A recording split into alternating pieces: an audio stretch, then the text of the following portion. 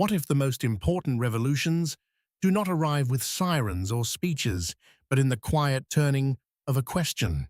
What if they begin in hospital rooms, laboratories, gardens, and darkened observatories, where ordinary people stare at ordinary instruments and realize that what they thought was solid has started to move? For centuries, consciousness was treated as something secondary, a faint glow cast off by the machinery of the brain.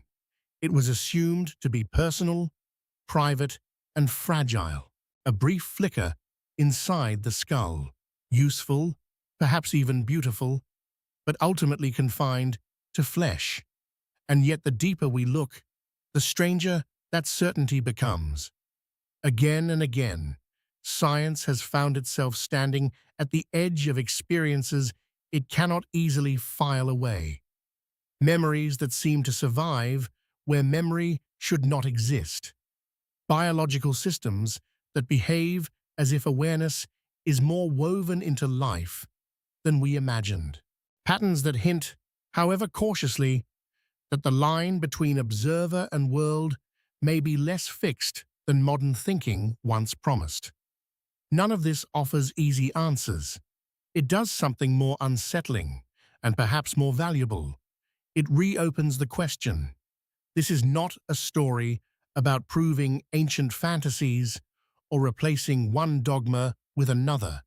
It is a story about human beings confronting the limits of their own frameworks, about doctors, physicists, biologists, and patients who expected one result and found themselves facing another, about the tension between measurement and mystery, about how every age believes it has finally explained the world, only to discover that the world still has deeper rooms. In the chapters ahead, we will move through 10 discoveries that have stirred this old question back to life. Some are controversial, some are incomplete, some may eventually be revised. But together, they reveal something unmistakable. Our understanding of mind, matter, and life is still unfinished. And perhaps that is the most humbling thought of all. Not that consciousness is solved, but that it may be asking us to become wiser before it lets itself be understood. What remains when the body falls silent? It is an old question, one that once belonged to priests, poets, and grieving families standing beside a bed. But in recent years, it has also entered intensive care units where the language is colder, the lights brighter, and every second is counted by machines. In one of the most unsettling lines of modern research, doctors began studying people whose hearts had stopped and whose brains, by ordinary measurement, showed no meaningful activity. These were not mystical settings. They were emergency rooms filled with defibrillators, monitors, and hurried voices. Yet some patients who returned described something astonishing.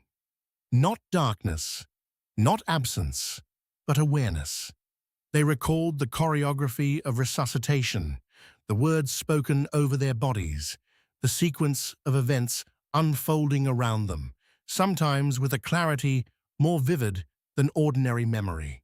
What makes such accounts linger is not merely their emotional force, but the discomfort they create for the old model. If consciousness is only the brain's output, then what are we hearing in these testimonies? A last spark? A distorted reconstruction? Or evidence that the relationship between mind and brain is more complicated than we have allowed? Researchers approach these cases with caution, building studies around timing, verification, and clinical observation. The goal was not to romanticize death, but to ask whether awareness might persist in ways we do not yet understand. For families, the question is intimate. For science, it is structural. It touches the deepest assumption of modern thought, that personhood ends where measurable brain activity ends. And yet, at the very threshold where biology seems to close its doors, Some people report not extinction, but perception. Perhaps that is why this research feels so haunting. It does not give us certainty about what lies beyond life. It gives us something quieter, and in some ways, more profound. The possibility that consciousness is not as easily contained as we once believed. And if that is true, then where, exactly, does a human life begin to end? Can memory exist without a brain?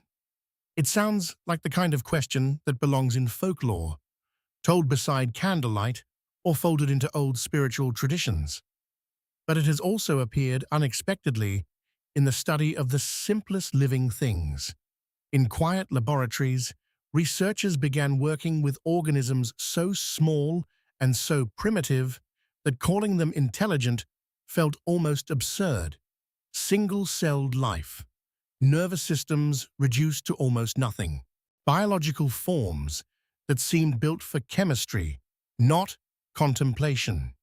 And yet, under controlled conditions, some of these organisms appeared capable of adapting, retaining patterns, and responding to experience in ways that looked strangely like memory. Not human memory, of course. Nothing like a face, a childhood, a song. But something more fundamental. A record of what had happened before. The implications reached further when scientists began exploring whether learned behavior, or at least traces of it, might transfer in ways classical models did not easily predict. The old confidence that memory is always locked neatly inside neural tissue began to soften at the edges. Perhaps memory is not one thing, but many layers of biological inscription. Perhaps life remembers in more than one language. In proteins, in cells, in structure, in response. The brain may be the grandest archive we know, but maybe it is not the only one.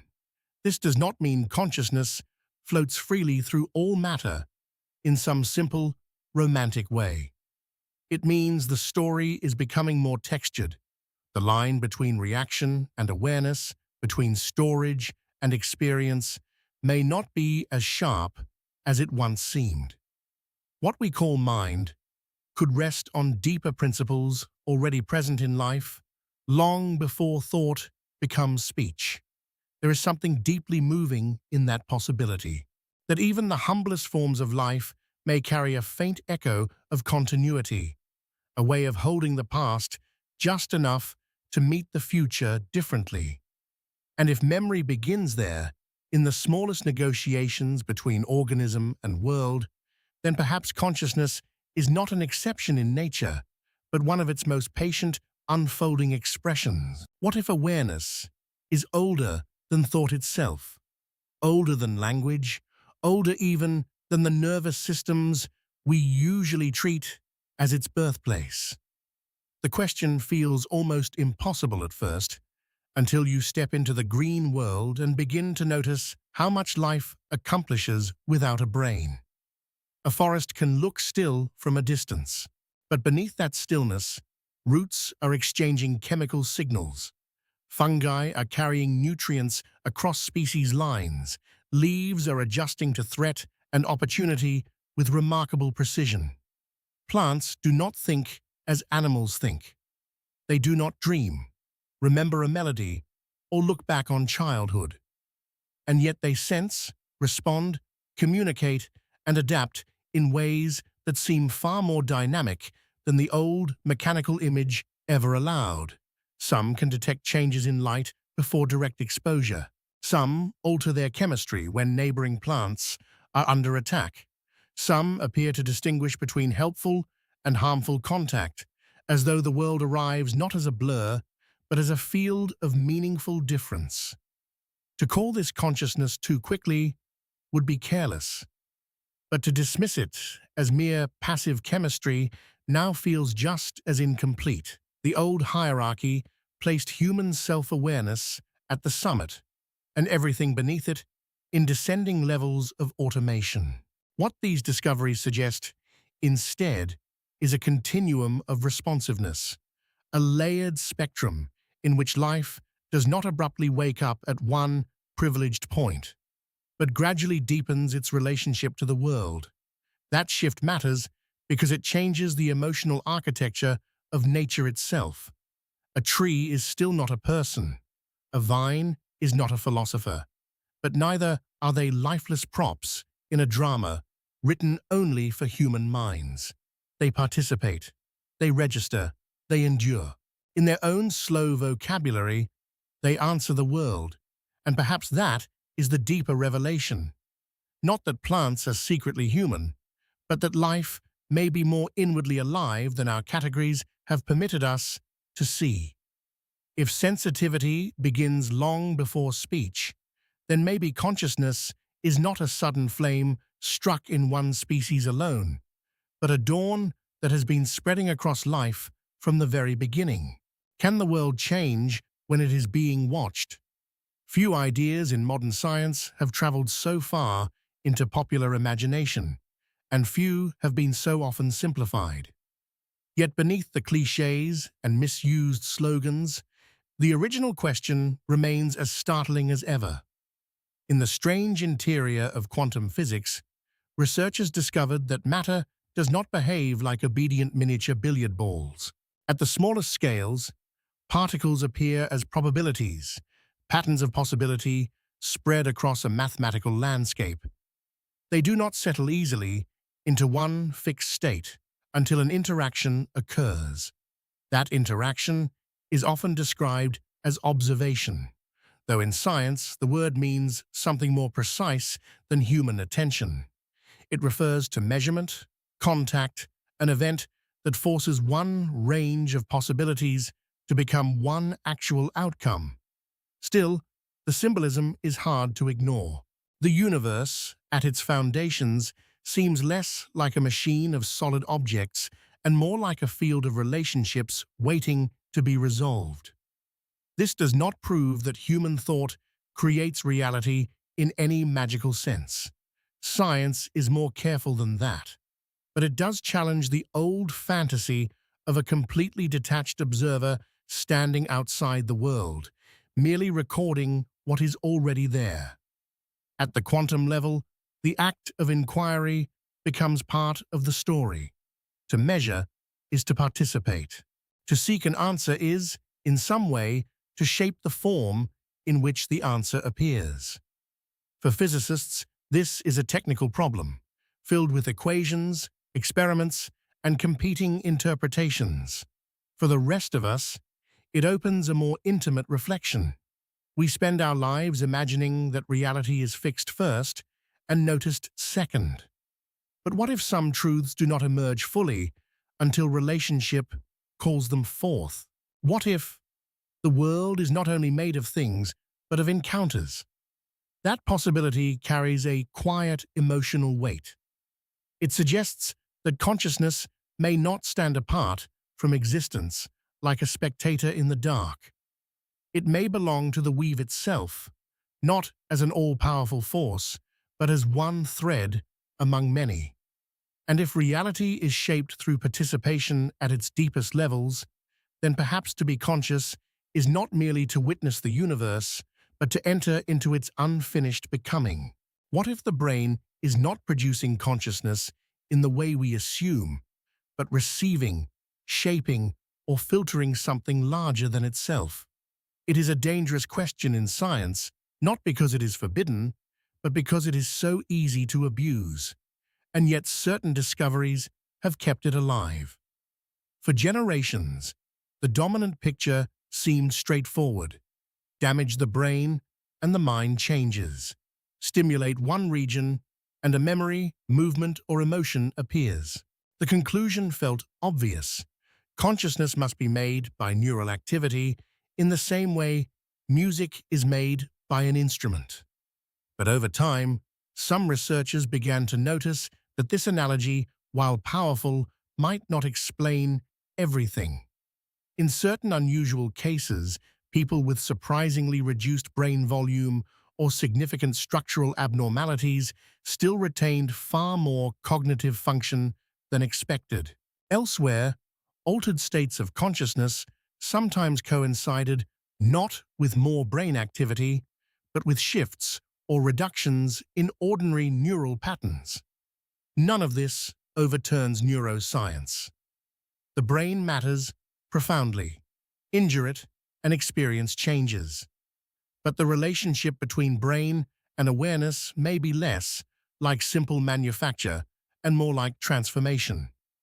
A radio does not create the broadcast, yet without it the music cannot be heard.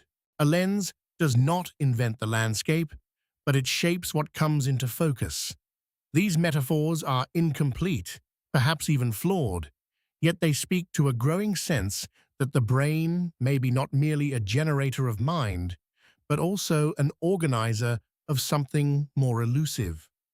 This possibility is easy to mock because it sounds ancient, almost spiritual. But science often advances by revisiting questions once dismissed for being too strange. The deeper issue is not whether an old metaphor is correct. It is whether our current one is sufficient. That is where the discomfort begins. If consciousness is more than the brain's mechanical output, then personhood may not be reducible to circuitry alone.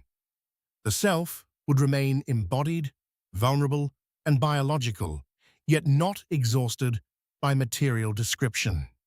And perhaps that is why this idea lingers so powerfully. It asks whether the mind is not a byproduct trapped inside matter, but matter's way of tuning into a deeper form of presence. What if the body knows before the mind can explain?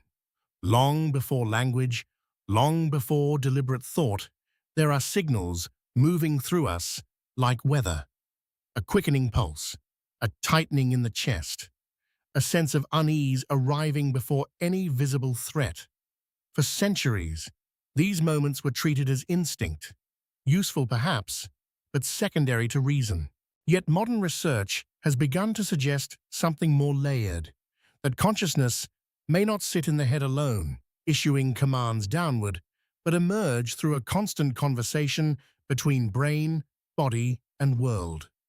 Scientists studying perception and emotion have found that the body often registers patterns before conscious awareness catches up. Tiny shifts in the face, the skin, the heart, and the gut can precede the moment when a person says, "Now I understand," or "Now I feel afraid." The body is not merely carrying out orders, it is participating in interpretation. It is helping construct the reality the mind will later describe. Even memory and decision-making, once imagined as clean products of rational thought, appear to rely deeply on embodied states. Remove the body's signals from the loop, and judgment itself can become strangely impaired. This changes the image of consciousness in a subtle but profound way. We are accustomed to imagining awareness as something perched behind the eyes, looking out from a private interior chamber. But perhaps consciousness is more distributed than that, more like a living process than a single point of light. Not a commander isolated in the brain, but a field of ongoing negotiation among nerves, organs, sensations, and attention. The self, in this view, is not detached from the body.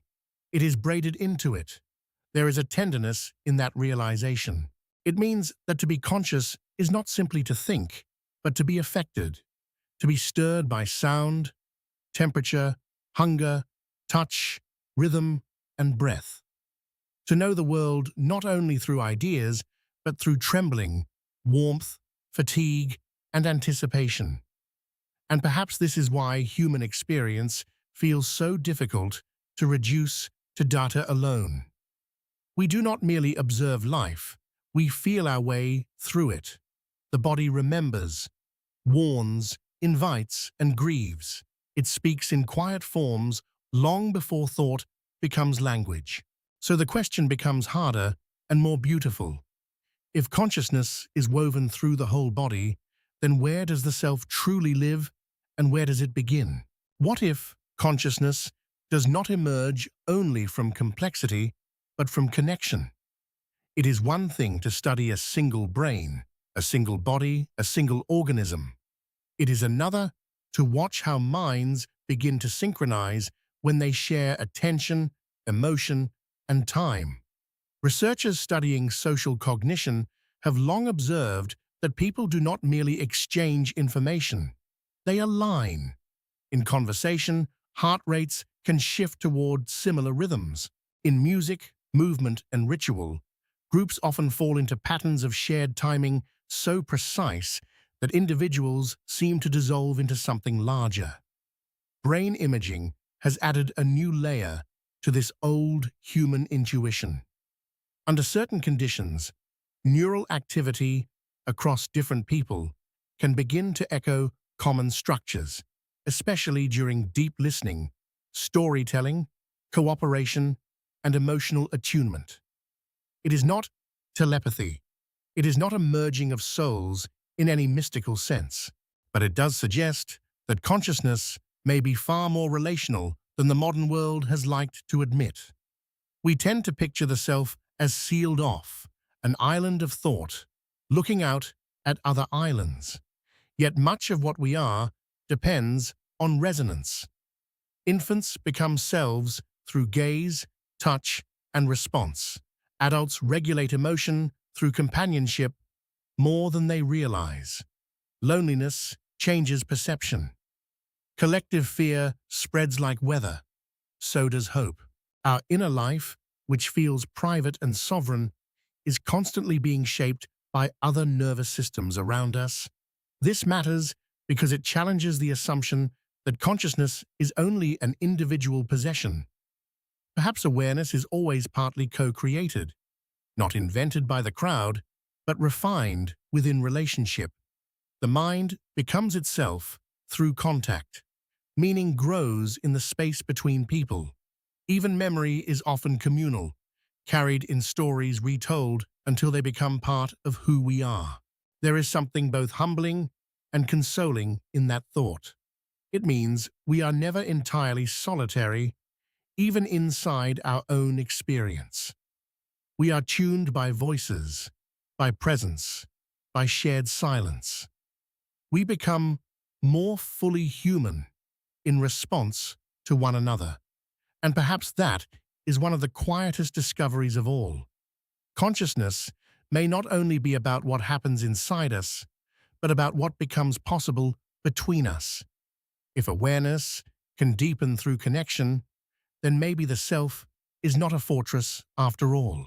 Maybe it is a bridge. What if the universe stores more of the past than we can perceive? Not as a library with shelves and labels, but as traces embedded in matter, energy, and form. For most of human history, forgetting seemed natural and final. A sound vanished after it was spoken. A life disappeared after it ended. Memory belonged to fragile minds and crumbling paper. But modern discovery keeps unsettling that assumption. Again and again, we find that the world remembers. Light itself is a kind of archive. The glow entering a telescope tonight may have left its source millions of years ago, carrying with it the image of something that may no longer exist. In that sense, the night sky is not scenery. It is memory in transit. Geology remembers through pressure and sediment. Trees remember through rings. Ice remembers through trapped air. Even our own bodies hold the record of vanished seasons, old injuries, inherited adaptations, and emotional histories folded into muscle, hormone, and habit. The past does not simply disappear, it leaves impressions. Some researchers have pushed this idea further, asking whether memory in nature may be more distributed and persistent than classical thinking allows. Whether information, once woven into systems, lingers in patterns we barely know how to read. These are careful questions, not declarations, but they point toward a larger realization. Reality may be less about isolated moments replacing one another than about accumulation, layering, and echo. This changes the emotional meaning of knowledge. To discover is not always to find something new. Sometimes it is to notice what has been present all along, waiting in silence for the right instrument, the right patience, the right way of seeing. The world may be full of dormant testimony, not supernatural, not magical, but quietly enduring. And perhaps consciousness belongs to this same architecture of remembrance. Perhaps awareness is possible because the universe is not empty of history, but saturated with it. Every perception joins what came before. Every thought rises from traces older than itself. If that is true, then memory is not merely something we possess. It is also something we inhabit. And the deeper question becomes impossible to ignore. Are we remembering the world, or is the world in some hidden way remembering through us? What if consciousness is not rare at all, but hidden in forms we have not learned to recognize? Human beings are skilled at measuring what resembles us. We look for language, faces, tools, and familiar signs of intention. When those are absent, we often assume absence of inner life as well. But the history of science is full of moments when certainty gave way to humility, when apparently simple creatures revealed astonishing depth. Consider the growing study of animal minds. Crows bend problems into solutions. Octopuses navigate their world with an intelligence so distributed through their bodies that it seems to challenge our very definition of a self. Whales carry culture across generations in song. Elephants return to bones, as though grief itself has a geography. None of these examples proves that consciousness is identical across species. It does something more interesting. It forces us to abandon the idea that awareness must appear in one approved shape to be real. The more carefully we observe, the less convincing the old ladder of intelligence becomes. Life does not arrange itself neatly from blank mechanism to full human consciousness. It branches, it experiments, it evolves forms of sensing, remembering, choosing, and adapting that do not mirror our own, yet still suggest inwardness of some kind. Different bodies may host different textures of experience. A bat's world of echo is not ours. A dolphin's perception is not ours. Yet that difference may be evidence of richness, not absence. This possibility asks something ethical of us as well as scientific. If consciousness takes many forms, then the world is not populated by objects waiting for human meaning to be assigned. It is crowded with lives moving through realities we only partly understand. The mystery is no longer whether we are alone in having inner experience. The mystery is how many kinds of inner experience have been present beside us all along. And perhaps that is the deeper lesson. Consciousness may not be a crown placed on one species, but a spectrum of ways in which life meets the world from within. If so, then every creature becomes a question, not merely what it does, but what, in some unspoken way, it is like to be. What if the deepest mystery is not whether consciousness exists, but why the universe is intelligible to it at all? This question does not begin in mysticism. It begins in a quieter astonishment that mathematics written in chalk can describe stars, atoms, waves, and time with such uncanny precision. Again and again, the human mind reaches outward with symbols and discovers that reality answers back. For some thinkers, this is simply the triumph of evolved intelligence. We survived because our brains learned to model the world well enough to move through it. But that explanation, sensible as it is, does not fully dissolve the wonder. Why should a creature shaped by hunger, fear, and survival also be capable of grasping black holes, quantum fields, and the age of the cosmos? Why should inner thought, born in soft tissue and darkness, be able to touch truths far beyond immediate survival. There is a strange correspondence here, as though mind and world are not strangers meeting by accident, but participants in a deeper kinship. Some scientists and philosophers have suggested that consciousness may be woven into the fabric of reality not as an afterthought, but as one of its intrinsic possibilities. Others remain cautious, insisting that complexity alone may eventually explain everything. The disagreement matters, but so does the shared admission beneath it. We still do not know why subjective experience and objective law fit together as well as they do. The observer is not outside the cosmos. The observer is one of the ways the cosmos has become aware of itself. That idea can be stated too grandly, and yet it retains a quiet force. It means that every act of understanding carries a kind of reciprocity. We study the universe, but the universe also becomes legible through us. In our questions, it finds expression. In our equations, it becomes visible to its own unfolding story. And perhaps that is why the search for consciousness feels larger than neuroscience alone. It is also a search for our place in reality, not above it, not apart from it, but within it as beings able to feel, to wonder, and to know. If the world can be known from the inside, then perhaps consciousness is not a late accident in a mute universe, but one of the universe's most intimate forms of self-disclosure.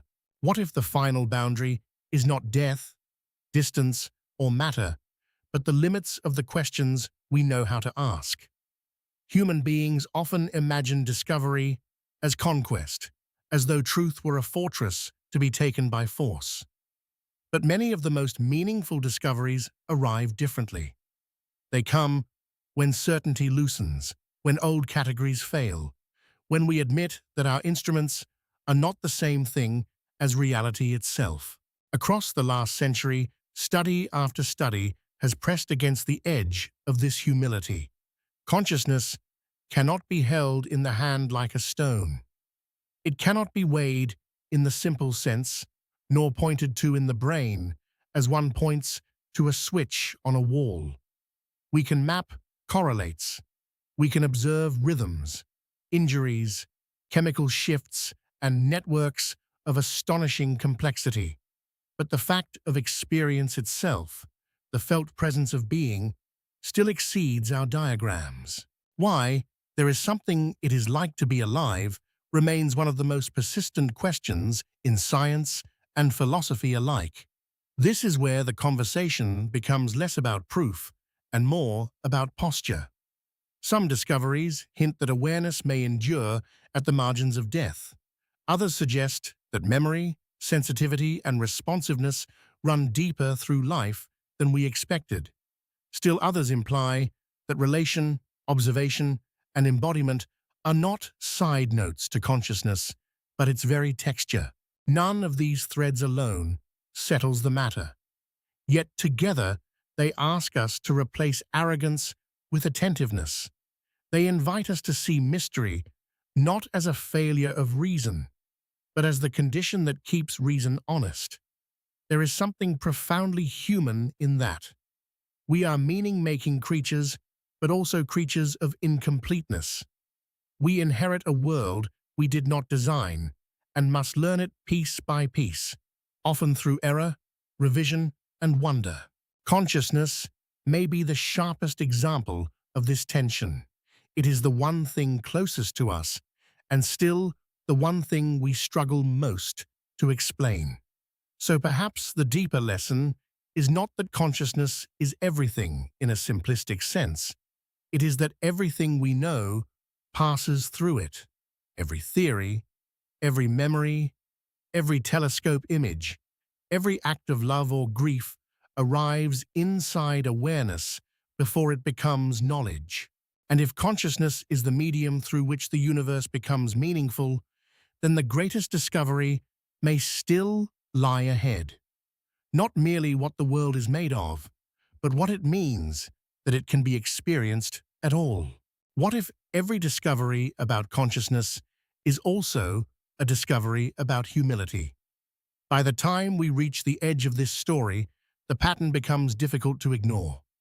Again and again, human beings set out to confirm a simple picture of reality and return with something more complicated, more intimate, and more unsettling. The brain is essential, yet perhaps not the whole account. Matter is measurable, yet not as inert as once imagined. Life is diverse, but inwardness may be more widely distributed than we assumed. The old map still functions in places. It simply no longer feels complete. There is a scene that repeats across the history of knowledge. A scientist peers into a microscope. A physician listens for a heartbeat returning. An astronomer waits for ancient light to resolve on a screen.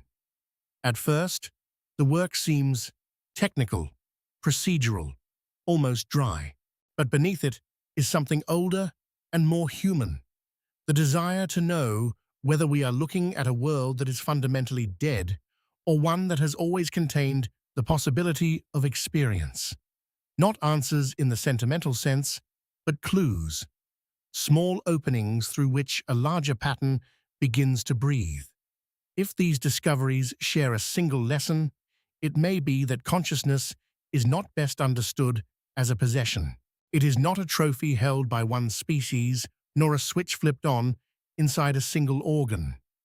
It may be better imagined as a way reality becomes present to itself, in degrees, textures, and relationships, in a body recovering from the edge of death, in an organism adapting to memory, in the silent intelligence of living systems, in the synchrony between minds, in the strange fact that the universe can be observed, described, and felt from within.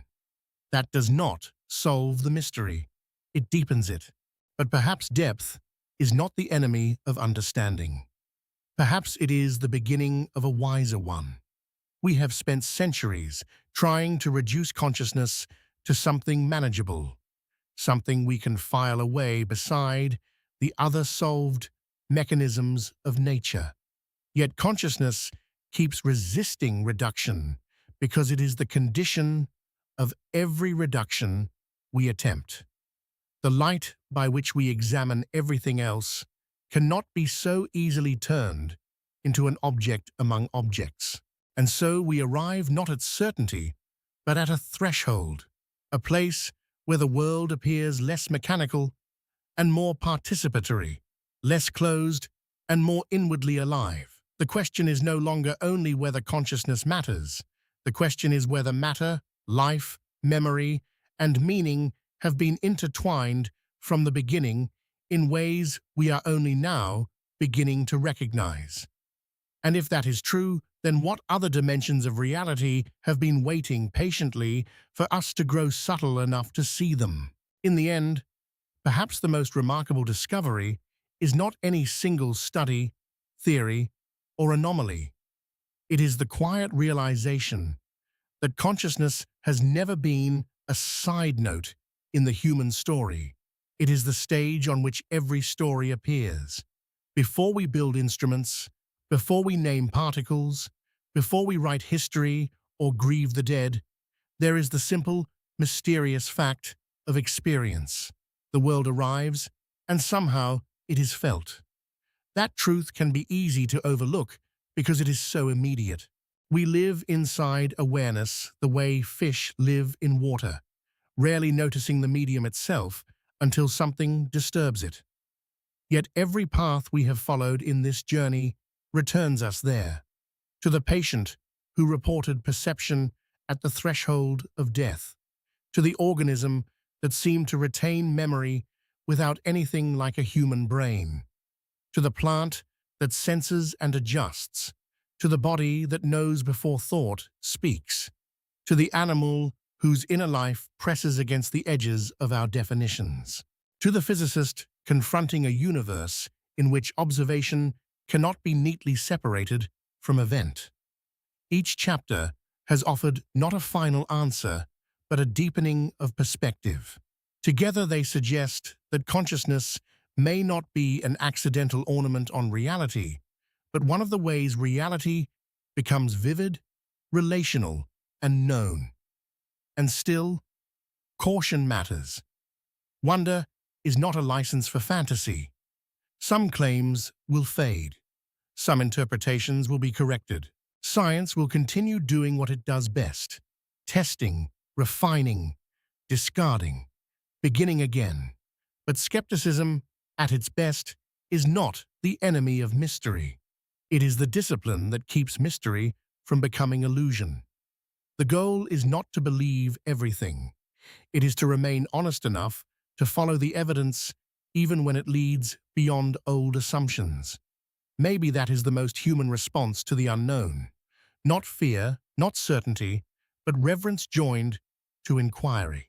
A willingness to stand at the shoreline of knowledge and admit that the horizon still matters because it recedes. So we are left with a question both ancient and unfinished.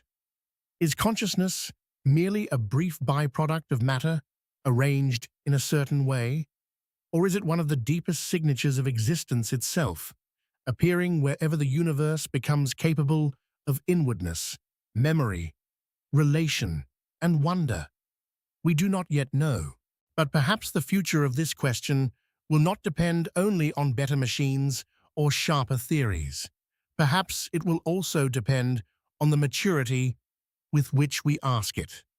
Because in the search for consciousness, we are not only investigating the universe, we are investigating what it means to be here at all, to open our eyes in a world full of light and loss, to remember, to imagine, to touch, to love, to question. And maybe that is why this mystery endures, not because it refuses to be solved, but because it keeps reminding us that knowledge is never only about facts. It is also about presence, about the fragile, luminous experience of being alive long enough to wonder what life, in its deepest sense, really is.